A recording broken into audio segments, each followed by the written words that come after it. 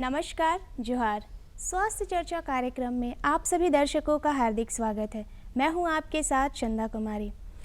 प्रकृति ने हमें ये शरीर देके एक बहुत ही अनमोल तोहफा दिया है, लेकिन इस बहुमूल्य तोहफे का ध्यान रखना, इसे स्वस्थ रखना, ये हमारी जिम्मेदारी है।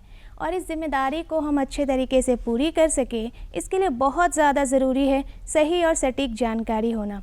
और हम अपने इस कार्यक्रम के ज़रिए हर सप्ताह आपको स्वास्थ्य से जुड़ी सही और सटीक जानकारी देने का प्रयास करते हैं। तो बस अपने उसी प्रयास को और आगे बढ़ाते हुए आज के इस कड़ी में हम बात करने वाले हैं संक्रमण से होने वाले रोगों के बारे में। साथ ही हम ये भी जानेंगे कि कैसे यूनानी चिकित्सा के द्वारा हम उसे ठीक कर सकते हैं। इस पूरे विषय के ऊपर विस्तार से जानकारी देने के लिए हमारे साथ इस सफ़र में जुड़ी हैं यूनानी चिकित्सा डॉक्टर तलवीर फ़ातिमा। आपका बहुत बहुत स्वागत है हमारे इस कार्यक्रम में। मैम, जैसा कि अभी हम देख रहे हैं आजकल हमारा जो मौसम है वो बरसात का है, साथ ही हमारा खान पान का जो तरीका हो गया है वो बहुत ज़्यादा ही ख़राब हो चुका है।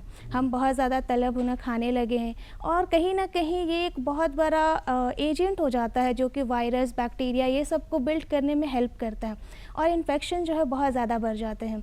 तो सबसे पहले तो मेरे मन में यही प्रश्न आ रहा है कि जो इन्फेक्शन होते हैं वो बहुत तरीके से होते हैं, वायरस से होते हैं, बैक्टीरिया से होते हैं, तो और क्या क्या तरीके हैं ये इन्फेक्शंस होने के? सबसे पहले आप उसके बारे में बताइए। देखिए, बरसात का जब मौसम आता है तो एटमॉस्फेयर में नमी आ जाती है और उस वक्त जो है आसपास जल जमाव होने की वजह से मक्खी मच्छर इन सबों का भी ज़्यादा बढ़ जाती है, तो जिसकी वजह से जितने भी बैक्टीरिया हैं या वायरस उनको बढ़ने में मदद मिलती है। जी बिल्कुल। और हम लोगों को ये चाहिए कि हम लोग सबसे पहले बरसात आने से पहले अपने आसपास की सफाई कर लें ताकि हम इन सब चीज़ों से बच सकें। जहाँ तक सवाल ये है कि हम किस तरह से बच सकते हैं, तो हमारे आसपास जो नालियाँ हैं हम उनको सफाई कर लें। जहाँ पानी का जल जमाव हो रहा है वहाँ पे हम पानी नहीं जमने दें। ये सारी चीज़ों को हम कंफर्म कर लें कि हमारे आसपास में ये सब चीज़ें नहीं होनी चाहिए। दूसरी चीज़ ये होती है कि हम अपने घर की साफ़ सफाई कर लें। जी। घर की साफ़ सफाई करने से ये होता है कि बहुत सी चीज़ें जो गंदगी होती है वो सारी चीज़ें साफ़ हो जाती हैं। और जैसे हमारे घर के छोटे बच्चे हैं, वो बच्चे कभी ज़मीन में भी चलते हैं, अगर हमारा घर साफ़ रहेगा तो उनका हाथ गंदा नहीं होगा, और हाथ गंदा नहीं होगा जो कि वो हाथ मुंह में लेके जाते हैं तो उनको इन्फेक्शन होने के चांसेस कम रहेंगे। इन सब चीज़ों का हमें ध्यान देना चाहिए। इन्फेक्शंस के कैरियर कौन कौन से होते हैं? ऐसे कौन कौन से हमारे जीवाणु ऑर्गेनिजम्स हैं जो कि इन्फेक्शंस को हमारे बॉडी तक लेके आते हैं? देखिए, मेन जो है एक तो सबसे बड़ा जो रीज़न होता है वो होता है वाटर। जी। पानी सबसे बड़ा रीज़न होता है, उसके बाद है मच्छर और मक्खी। ये दो चीज़ें ऐसी हैं कि ये बहुत अहम रोल अदा करती हैं हमारे इन्फेक्शन को बढ़ाने में। कि मक्खी कहीं गंदी चीज़ पे बैठेगी, फिर वहाँ से उठेगी, खाने पे बैठ जाएगी, फिर वहाँ से उठेगी, फिर दूसरी जगह बैठेगी, और हमने तो देखा नहीं कि वो मक्खी उस खाने पे बैठी है। हम वो खाना बाज़ार से ख़रीदेंगे और खा लेंगे। इसलिए सबसे पहले तो हमें ये ध्यान देना चाहिए कि हमें ढका हुआ खाना जहाँ बिक रहा है, अगर हम बाहर खा रहे हैं तो जो ढका हुआ खाना है ना, हमें वो खाना चाहिए। और घर में भी हम जब खाना बनाते हैं तो उसको अच्छे से धुल के, खास करके सब्जियां जो हैं उनको अच्छे से धुलें और धुल के अच्छे से हीट में पकाएं, और पकाने के बाद फिर उसको ढक कर रखें। जी। बहुत से लोग इन सब चीज़ों का ध्यान नहीं देते हैं। पानी को भी हम बॉयल करके पिएं। पानी, साफ़ पानी पीना चाहिए क्योंकि पानी से बहुत सी बीमारियां फैलती हैं। जी। जो हमारा सबसे जो इन्फेक्शन जो कैरियर जो होता है, जो वायरस होता है, जो हम देखते हैं, जैसा हमने देखा कोविड-19 के टाइम भी कि एक वायरस आया, उसके बाद कितना ज़्यादा उसने तबाही मचाया। तो बहुत सारे ऐसे वायरल डिजीज़ जो होते हैं जो इन्फेक्शंस फैलाने का बहुत ज़्यादा काम करते हैं, तो कौन कौन से ऐसे वायरल डिजीज़ हैं? देखिए, वायरस जो होता है ना, सबसे पहले तो हमें ये समझना पड़ेगा कि वायरस क्या है। वायरस जो होता है ये बॉडी के बाहर में ये ग्रो नहीं करता है, बट जैसे ही ये हमारी बॉडी के अंदर आ जाता है, इसको एक कंडीशन, फेवरेबल कंडीशन मिल जाती है, तो ये बहुत फास्ट ग्रो करता है। जिसकी वजह से आप देखिएगा कि जितनी भी वायरल डिसीज़ हैं उनका बहुत जल्दी, तेज़ी में उनका ऑनसेट होता है। इनके अगर कॉमन कोल्ड हो रहा है तो बहुत अचानक से हमको सर्दी खांसी होने लगेगी, अचानक से फीवर आएगा, हाई ग्रेड फीवर आएगा, और फिर ये धीरे धीरे करके 2 हफ्ते में ये ख़त्म भी हो जाता है, या कुछ 3 दिन है, इस तरह का होता है। उसके अलावा जो है वायरस का ये है कि जैसे कोविड वायरस आया, ये अपना वेरिएंट चेंज भी करता है, सिम्टम्स भी, ये इसको बॉडी के अंदर जब इसको कंडीशन मिल जाती है तो ये कंडीशन को अपने वेरिएंट को चेंज करके अलग सिम्टम्स ही दे देता है। जैसे कि हमने कोविड के टाइम में देखा कि फर्स्ट फेज में कुछ सिम्टम्स आ रहे थे, सेकेंड फेज में कुछ सिम्टम्स आ रहे थे। लेकिन वायरस के साथ एक एडवांटेज ये भी है कि अगर हम वैक्सीन लगा देते हैं तो हम उससे बच सकते हैं। तो ये एक है, जैसे कि हमने कोविड के वैक्सीन को लगा के बहुत से लोगों को सेव किया जी। तो वायरस का यही रहता है। वायरल डिजीज में और कौन कौन सी बीमारियां हमें होने के कॉमन कोल्ड है, उसके अलावा वायरल हेपेटाइटिस एक है जो कि विश्व में जो डेथ का सेकेंड रीजन है डेथ का, वो हेपेटाइटिस है, वायरस की वजह से होता है और वो बहुत कॉमन है। वजह है कि अभी भी आज भी हमारे इंडिया की पॉपुलेशन ऐसे जगहों पे रहती है जहाँ उन्हें साफ़ पानी नहीं मिलता है। जी बिल्कुल। और साफ़ पानी नहीं मिलने की वजह से वो कहीं ना कहीं लीवर में उनके अंदर सूजन होती है जिसका कि वो ध्यान नहीं देते हैं, और ध्यान नहीं देने की वजह से उसके बाद अल्कोहल भी हम यूज़ करते हैं, डाइट भी हमारी प्रॉपर नहीं होती है। ये सारे रीजंस मिल के जो है ना कहीं हमें डैमेज कर रहे हैं, हमारी पॉपुलेशन को डैमेज कर रहे हैं। और जब हेपेटाइटिस होता है या लीवर में इन्फेक्शन हो जाता है तो उसकी वजह से हमारा फिजिकल और मेंटल जो हेल्थ होती है ना वो बहुत ज़्यादा इफ़ेक्ट उस पर पड़ता है जी। तो हमें चाहिए कि उसको जो है हम सेव करें और अपनी पॉपुलेशन को एक हेल्दी पॉपुलेशन बनाएं, ताकि जब लोग ही हमारे हेल्दी रहेंगे तभी हम एक समाज को हेल्दी बना सकेंगे जी। जैसा कि आपने बताया कि हेपेटाइटिस जो है एक one of the leading cause है डेथ का, और कहीं ना कहीं जब हम WHO की बात करें तो उनका भी यही कहना है कि ग्लोबली 10 करोड़ से भी ज़्यादा लोग जो है वो हेपेटाइटिस से संक्रमित होते हैं।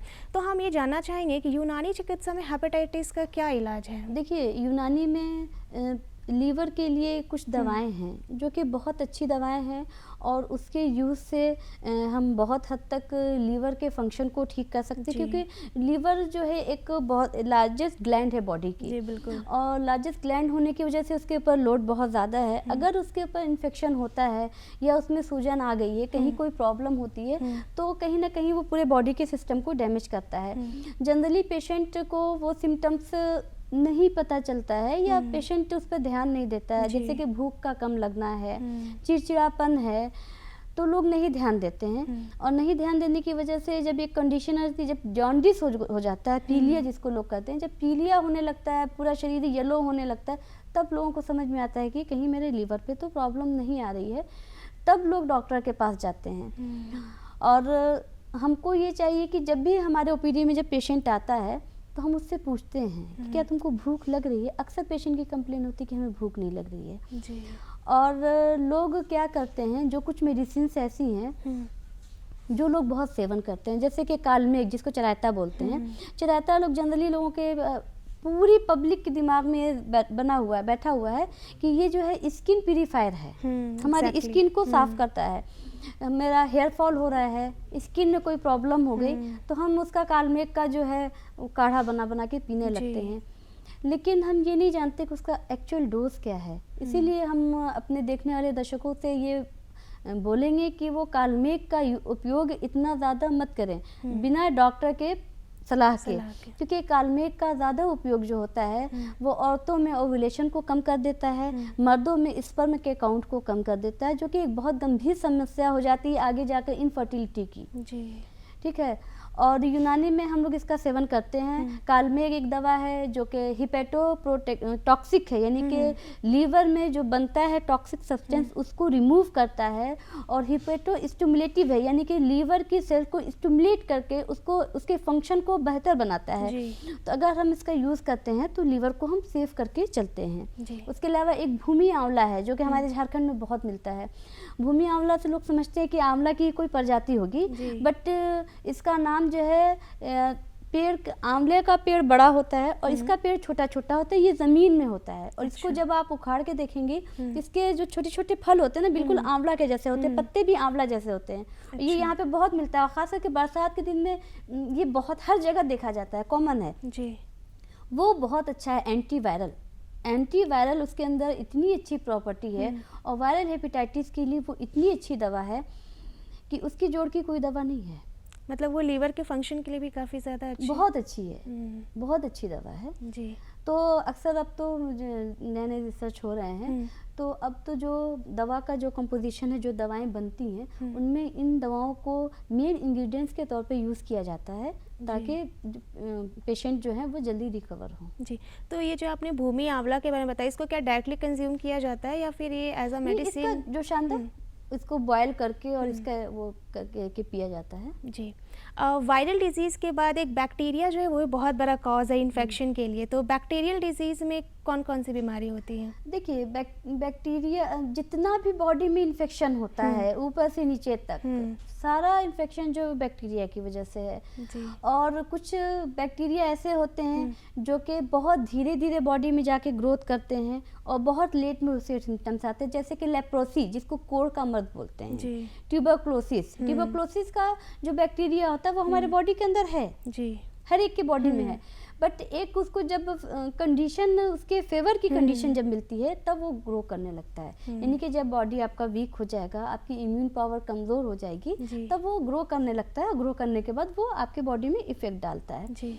उसी तरह से कुछ बैक्टीरिया ऐसे हैं जो कि बहुत फास्ट करते हैं, जैसे टाइफाइड है। टाइफाइड जो है, अचानक से पेशेंट को जो फीवर हो जाता है, हाई ग्रेड फीवर होगा, पेशेंट को पेन होगा, बॉडी में पेन होता है, पेशेंट आता है कि हमको जो है बुखार लग रहा है लेकिन मेरा बुखार छूट नहीं रहा है, जब टेस्ट कराइए तो उसको टाइफाइड निकलता है। जी। तो उसका तो बैक्टीरिया का ट्रीटमेंट तो आसान है कि आप उसको एंटीबायोटिक देते हैं, बट हमारे वहाँ उसके लिए बहुत सी दवाएं हैं।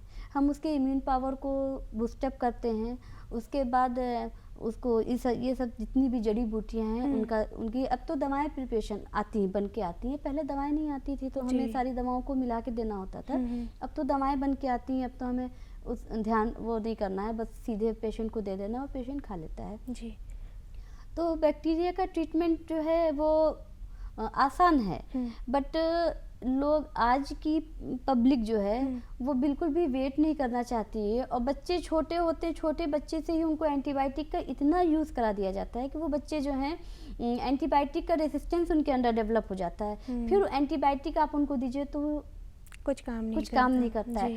उस टाइम में हमारी यूनानी जो है बहुत हेल्प करती है और बहुत अच्छे से उसका काम होता है कि वो बॉडी को फिर से रिकवर कर दे और रिपेयर कर दे। जी।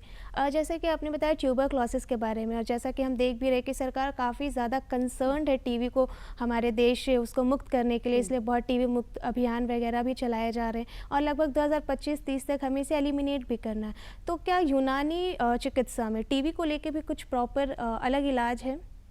हाँ, ट्यूबरक्लोसिस के लिए बहुत अच्छा इलाज है। एक हमारे वहाँ शरबत इजाज़ आता है जी, वो बहुत अच्छा काम करता है। उसके साथ हम और भी बहुत सी दवाएं यूज़ करते हैं जो कि बहुत मतलब कि ट्यूबरक्लोसिस के पेशेंट को बहुत, ख़ास करके ट्यूबरक्लोसिस के पेशेंट में जब भूख कम लगने लगती है, खांसी जो है उनकी नहीं रुकती है, उस टाइम में कफ सिरप जो है वो हर तरह का कफ सिरप ट्राई कर लेता है, वो कफ सिरप उसको यूज़ नहीं, मतलब नहीं उसका रिलीफ मिलती है, तब उस टाइम में हमारी यूनानी पैथी की जो दवाएं हैं वो बहुत अच्छा रिजल्ट देती हैं। खास करके जो हमारे वहाँ झारखंड में उसको लसोड़ा बोलते हैं। अच्छा। और यूनानी में उसको सपिस्ता बोलते हैं। अच्छा। ये लसोड़ा जो है ये खांसी की बहुत अच्छी दवा है। लेकिन हमारे यहाँ अगर हम किसी पेशेंट को बोलेंगे कि लसोड़ा है, लसोड़ा तो इस टाइम में पक रहा है, लसोड़ा थोड़ा खा लो, तो वो हंसने लगता है कि क्या मैडम लसोड़ा खाने के लिए बोल रही हैं। बट नहीं, वो बहुत अच्छी चीज़ है। अगर आपके पास लसोड़ा अवेलेबल है, आप उसका अचार बना के रख लीजिए। अब तो मार्केट में उसकी दवाएं बन के आती हैं। अच्छा। और हमारे वहाँ गवर्नमेंट सप्लाई में झारखंड गवर्नमेंट जो है इसकी बाकायदा इसकी मेडिसिन देता है, और हम लोग पेशेंट को, ट्यूबरक्लोसिस के पेशेंट को, हमने बहुत पेशेंट को ये लसोड़े की चटनी जो है वो दी है। अच्छा। तो पेशेंट का कंप्लेन रहा है कि मैडम मेरी खांसी कंप्लीट हो गई, ख़त्म हो गई है। बैक्टीरियल डिजीज़ में एक डायरिया नामक जो बीमारी है वो बहुत ज़्यादा बच्चों में हम ज़्यादातर देखते हैं, और अगर हम डेटा भी देखें नेशनल फैमिली हेल्थ सर्वे का, तो वो one of the leading cause है डेथ का बच्चों में, और करीबन 1 लाख से ज़्यादा केसेस भी हमारे देश में आते हैं। तो डायरिया का क्या सिम्टम्स होते हैं?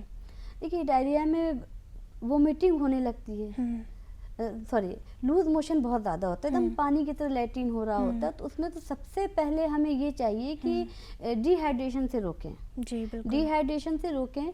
और बच्चों में ये चीज़ ज़्यादा होती है, वजह यही है कि बच्चे जो हैं वो उनके हाथ गंदे होते, वो कहीं भी हाथ डालते, ज़मीन में खड़े हैं, ज़मीन में कोई भी चीज़ पकड़ लेते हैं, उसके बाद वो हाथ सीधे मुंह में लेते हैं। इसीलिए जब बच्चे के पेरेंट्स बच्चे को लेकर आते हैं हमारे पास और बोलते हैं कि इसको बहुत ज़्यादा लैट्रिन हो रहा है, तो हम उनको यही बोलते हैं कि आप लोग बच्चे का हाथ बार बार साफ़ कीजिए, और जहाँ पे आप बच्चे को छोड़ रहे हैं वहाँ पे आप सफाई रखिए, ताकि बच्चे के अंदर जो है वो चीज़ इंटर ही नहीं करे, क्योंकि जब वो एक बार इंटर कर जाती है और बच्चे का इम्यून पावर बहुत वीक होता है, ये चीज़ आप ध्यान दीजिएगा कि बच्चे जो है बहुत जल्दी जल्दी बीमार पड़ते हैं, खास करके वो बच्चे जो माँ का दूध नहीं पी रहे होते हैं, क्योंकि माँ के दूध में कुदरत ने ऐसी चीज़ रखी है कि उनके अंदर इम्यून पावर डेवलप हो जाता है। लेकिन जो बच्चे बाहर का, खास करके डायरिया उन बच्चों को भी बहुत ज़्यादा होता है जो बॉटल का दूध पीते हैं। अच्छा।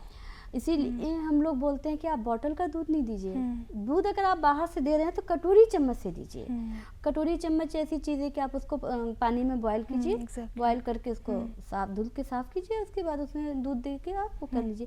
लेकिन बॉटल का जो निप्पल होता है ना, वो रह जाता है, उसके अंदर बैक्टीरिया ग्रो कर लेता है, फिर बेबी उसी को पीता है, तो कहीं ना कहीं वो अंदर बराबर ले रहा होता है, जिसकी वजह से उसको जो है डायरिया होता है। तो उसके लिए हम लोग के वहाँ बहुत सी दवाएँ हैं, और हम लोग उस दवाओं को बनाते हैं, बच्चों को देते हैं। खास करके एक छोटा सा प्रिपरेशन है कि अनार की कली जो होती है उसको ले लेते हैं, अमरूद का जो एकदम ऊपर का जो नया पत्ता निकल रहा होता है उसको लेते हैं, और नींबू के उसको, और तीनों को मिला करके उसको पीस लेते हैं, पीस के उसकी छोटी छोटी गोली बना के रखते हैं।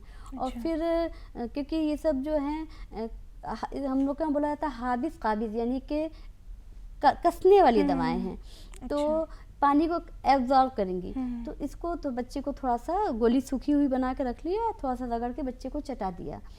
तो अब आजकल की जो पेरेंट्स होते हैं वो इतनी मेहनत नहीं करते हैं, तो फिर हम लोग जो मार्केट में जो प्रिपेयर करके मेडिसिन आती हैं, हम लोग बोलते हैं कि उसको यूज़ करिए। जैसा कि आपने बताया कि जो अनार की जो कली होती है, फिर साथ ही अमरूद के जो नए पत्ते होते हैं, तो कई दर्शक ऐसे होंगे जो कि ये सुन के अगर वो मतलब अगर उनके बच्चों को लूज मोशन या फिर इस टाइप के कुछ प्रॉब्लम है, तो क्या वो घर पे खुद से भी यूज़ कर सकते हैं? कर सकते हैं आराम से। ये सारी चीज़ें ऐसी हैं जो कि आपको नुकसान नहीं देती हैं, ये बॉडी को फ़ायदा ही देंगी, नुकसान नहीं देंगी।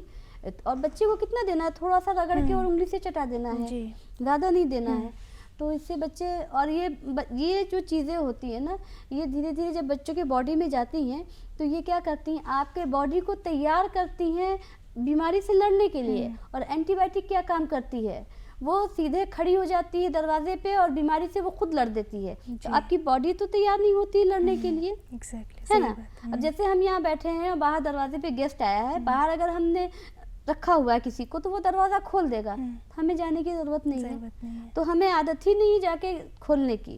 लेकिन जब हमको आदत होती जाके खोलने की तो हमें बुरा नहीं लगता, और मेरी एक हैबिट होती है, तो बॉडी की यही हैबिट हमने जो है एंटीबायोटिक देके बंद कर दिया है। जी। बैक्टीरिया के बाद एक पैरासाइट से भी हमें बीमारियां होती है, तो हम चाहेंगे कि आप उसके बारे में थोड़ा सा बताएं कि पैरासाइट्स होते क्या हैं? देखिए, पैरासाइट जो होते हैं वो बॉडी के अंदर रहते हैं, जैसे वर्म वगैरह है, पेट में जो कीड़े होते हैं उसके अंदर वो ग्रो करते हैं। जैसे फाइलेरिया है, फाइलेरिया बहुत कॉमन है हमारे वहाँ, आज भी नेशनल लेवल पे प्रोग्राम चलता है। उसके बाद और काफ़ी लंबा कई दिन का प्रोग्राम चलता है। सहिया साथी जो हमारी हैं वो एक घर को टच करती हैं, लेकिन आज भी हम फाइलेरिया पे कंट्रोल नहीं कर सके, आज भी हम मलेरिया पे कंट्रोल नहीं कर सके। उसकी वजह यह है कि हमारी जो पब्लिक है वो नहीं ध्यान देती है। जब हल्का हल्का पैर में सूजन होता है तो वो अवॉइड करती है, और जब पैर पूरा सूज जाता है तो वो प्रॉब्लम, तब उसको जब प्रॉब्लम होती है अपनी डेली वर्क में, तो वो आता है हमारे पास कि अब क्या करें। अब उसके बाद उसका कोई इलाज नहीं होता है।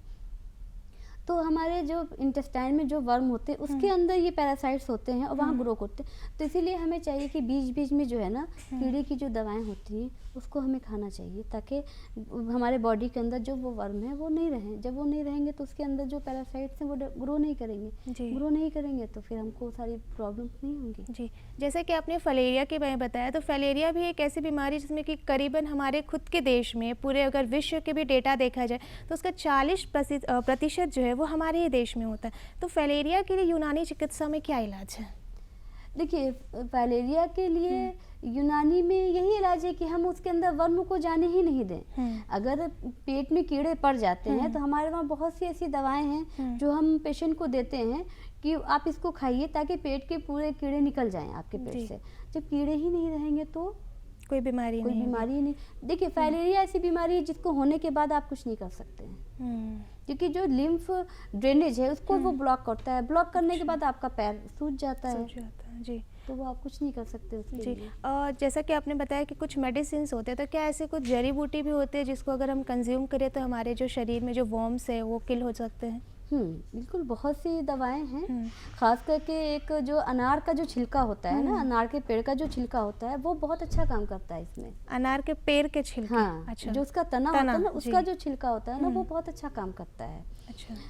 जिसको छाल बोलते हैं, तो वो बहुत अच्छा, उसको बॉयल करके, वो बहुत कड़वा भी होता है, पेशेंट पीना नहीं चाहता है, लेकिन अगर उसको बॉयल करके और उसका काढ़ा आप पेशेंट को पिला देते हैं तो वो पूरा जितना वर्म है ना इंटेस्टाइन से पूरा वॉश करके निकाल देता है। ये जो काढ़ा है ये हमें मतलब मंथली या फिर पीरियडिकली कैसे कंज्यूम करना चाहिए? नहीं, ये इसका बहुत ज़्यादा उपयोग नहीं करना चाहिए, क्योंकि प्रेगनेंसी के टाइम में ये जैसे कालमेघ है, कालमेघ भी आप प्रेगनेंसी के टाइम में नहीं यूज़ कर सकती हैं। ये भी प्रेगनेंसी को इसके ऊपर असर पड़ता है, मे भी कभी कभी एबॉर्शन भी हो जाता है। अच्छा। इसलिए कालमेघ है या अनार का छिलका है, ये माँ, दूध पिलाने वाली माँ हो या प्रेग्नेंट वुमेन है, इनको अवॉइड करना चाहिए, इन लोगों को नहीं यूज़ करना चाहिए जी। और ये कभी 6 महीने पे आप एक बार पी लीजिएगा तो फिर आपको काफ़ी लंबे टाइम तक जो है वो पेट में कीड़े आपके नहीं होते हैं। जी, यानी कि अगर हम साल में एक बार भी अगर कंज्यूम कर रहे हैं तो हम जो है स्वस्थ रह सकते हैं। पैरासाइट्स में हमारा, जैसे आपने बताया कि मलेरिया भी बहुत सारे ऐसे केसेस आ रहे हैं और अभी मतलब सरकार तो बहुत कंसर्न भी, काफ़ी हद तक हमने कंट्रोल कर लिया और कहीं ना कहीं हमें 2027 तक इसे एलिमिनेट भी करना है। तो मलेरिया के क्या सिम्टम्स होते हैं? देखिए, मलेरिया में फीवर, ये पेशेंट आता है कि हमको बुखार है, ठंड दे के बुखार आ रही है। जैसे हम लोग बोलते हैं कि मलेरिया का लक्षण ही है जाड़ा, गर्मी, बरसात, यानी कि पहले ठंड लगेगी, फिर फीवर आएगा, फिर पसीने के साथ बुखार उतर जाएगा। तो अक्सर पेशेंट आता है और जब उसका टेस्ट कराया जाता है तो जनरली निगेटिव ही आता है, बट हम लोग सिम्टम्स को देखकर जो है उसका ट्रीटमेंट करते हैं। और मलेरिया में बहुत अच्छी अच्छी दवाएं हैं हमारे वहाँ यूनानी में। ख़ास करके हम जो दवाएं देते हैं वो इसलिए भी देते हैं कि बॉडी की इम्यून पावर स्ट्रॉन्ग हो, पेशेंट को ताकत हो, और बुखार की हालत में हम मना करते हैं कि दूध नहीं पिलाइए पेशेंट को, क्योंकि दूध से जो है ना वो फीवर और ज़्यादा बढ़ने के चांसेस होते हैं। उसके अलावा हल्का खाना दीजिए, क्योंकि जब आपकी बॉडी में ऑलरेडी हीट बढ़ी हुई है और आप खाना खाएंगे ज़्यादा, तो खाने को पचाने के लिए फिर आपको मेहनत करनी पड़ेगी, तो आपकी बॉडी और वीक होगी और फीवर आपका और लंबा जाएगा।